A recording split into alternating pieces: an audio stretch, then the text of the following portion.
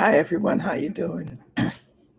All is well. I'll try to get on before midnight because Thanksgiving and all. So I'm just gonna hop into it today, tonight, tomorrow, whatever it is in your country, afternoon, evening, whatever. I'm gonna talk about antithesis. Some people say antithesis. That's a tongue twister for me. Antithesis. I say antithesis because it rolls off my tongue better. Anyway, so I'm going to continue on with the antithesis. Okay. And simply put, it's contrasting ideas, opposite ideas combined together. All right. And it is very, very popular. Let's say, for example, um, she is ugly and she wears beautiful clothes. That's not a great example, but it's an example. I'm just putting it together so you get the idea. And I actually wrote some. Okay, let me look at what I wrote because I usually forget what I have written. Love is beautiful and hate is ugly. Love is beautiful and hate is ugly. Right? So that would be an antithesis statement. Two contrasting ideas joined together. All right. Love is beautiful and hate is ugly. You see how that goes? And I have another one that I wrote. He placed two small cars in two small garage. No, two small cars in two large garages. Antithesis. And and here's a popular saying. Matter of fact, let me go on Google. Let me go on Google and get you some examples. Antithesis, all right? Contrasting ideas put together, opposite ideas put together. All right, so I'm telling it to you in different forms and whatnot. Let me see if I could find some on this internet Google here, because Google has so many answers on like, okay, some common examples of antithesis: hope for the best, prepare for the worst, keep your mouth closed and your eyes open. I've heard these before. Keep your mouth closed and your eyes open. That's an example of antithesis or antithesis. All right. It was the best of times. It was the worst of times. These are all popular examples. It was the best of times. It was the worst of times. Aha, here's another one. That's one small step for a man, one giant step for mankind. That's one small step for a man and one giant step for mankind. Now, this last one, I'm not feeling it, but I'm going to share it with you anyway. I'm not feeling it because clearly I'm a heaven person, and I disagree with what this one is saying because hell is not a beautiful place, okay? But this one says here, better to reign in hell than to serve in heaven.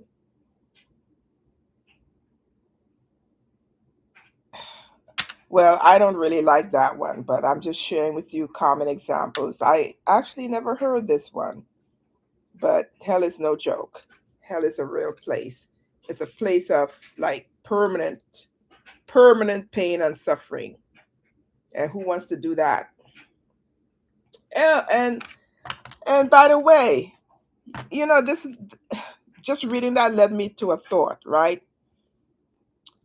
People say this is their belief. People believe, a lot of people, not all, not everybody, they say God is a loving God. How is God going to let people suffer forever in a place, in a bad place?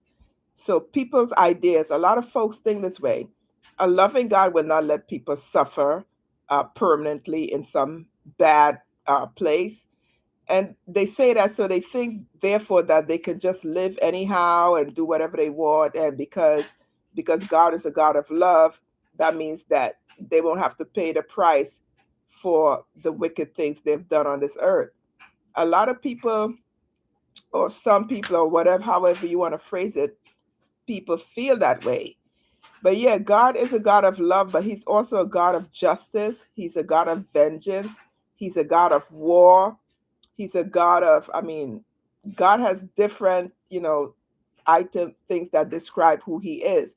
So He's not just a God of love, He's a God of all those things as well. Justice, war, amongst other things. Okay, there's a list. So I'm just giving you an idea. So for those of you who believe that because God is a loving God, you could just do what you want to do here on earth, and when you no longer on earth, you'll end up in heaven. That's not how it works. Okay. And I'm sorry to tell you, I'm not trying to rain on your parade, but I'm just trying to share with you the realities of life and death. So at the end of life, if you're not living according to the will, plan, and purpose that God has for your life, you're going to end up in hell. That's how it works. And as a matter of fact, there's some people who call themselves Christians who are also in hell for various reasons, because of unforgiveness and different things that they have done. And then there are some so-called Christians who people who go to church and they put their hands to evil, like doing spells and witchcraft on people, and and they do things like, they delve into the occult, so they can, according to them, get things in life, get more things and different things. Those people are going to hell unless, of course, they repented for their sins and asked God to forgive them before they leave this earth, because hell is a real place, guys, and heaven is a real place. I'm just sharing, it's just real. And at the end of this life, you're not coming back like carnation and coming back in another form.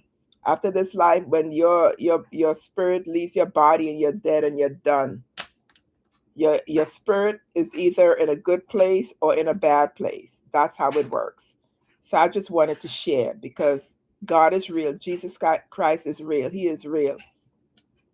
And I know a lot of people have issues. There are people who have issues with, like, oh, there's no J in this language and that. But in the English language, his name is pronounced Jesus. Okay, so maybe in another Hebrew or whatever the other language, maybe it's pronounced Yeshua or whatever. But when it's translated into English, it's pronounced Jesus. Jesus is the name. Okay, so I just want to share. Uh, but after I read that last example, let me see it again. That really, like, better to reign in hell than to serve in heaven. As far as I'm concerned, it's better to serve in heaven than to reign in hell, because hell is not a good place. All right, so that that statement there just like set me off, guys. It just set me off. All right, so anyway, I'm gonna end this live.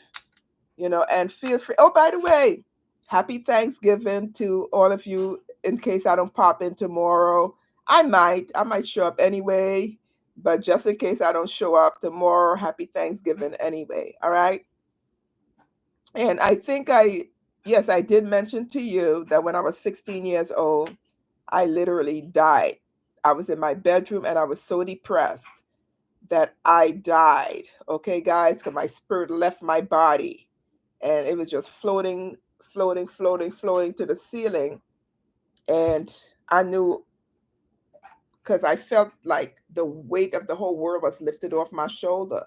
Because as a teenager, some teenagers, they go through some real emotional stuff, and I had depressed thoughts all day. And when I got home and it was bedtime, I just didn't want to be bothered with life anymore at 16 years old. All right. So I share that with you, because if you have family and friends who are very, very depressed, I suggest that you really talk to them and try to encourage them, because depression can kill you. Literally. I've experienced it. I was there. I've been there. I experienced it firsthand. Depression, because it was a weight, a real heavy weight of, like, nothingness, like there's no hope, no joy, no anything. Imagine that at 16, that's how I felt. All right. So, guys, be good to your people. And hopefully, there are people out there, like, you and your family, because unfortunately in this world you even have haters in your bloodline, haters in your family, and they could be close relatives and they're haters. And it's hard to have, relationships with people who are haters because they don't celebrate you and they don't really care about you. So I kind of get it. But if you have people out there who you really care about and they care about you and they're in a bad mental state, I really recommend that you reach out to them and try to cheer them up, because to be that depressed is not a beautiful experience. Anyway, I'm going to say good night. And it's after midnight. Good morning. And I may see you again later today. All right. I really do appreciate you. And don't forget to visit my website, www.jkfstyles.com, and purchase some merch. And hopefully I'll see you at my play December 7th, 8th, or the 9th in Brooklyn, Destiny in the Ground, and the tickets are sold on Eventbrite. I'm gonna try to figure out a way to upload it onto this what they call YouTube. I'll try to figure it out. All right. Be blessed, guys. Bye.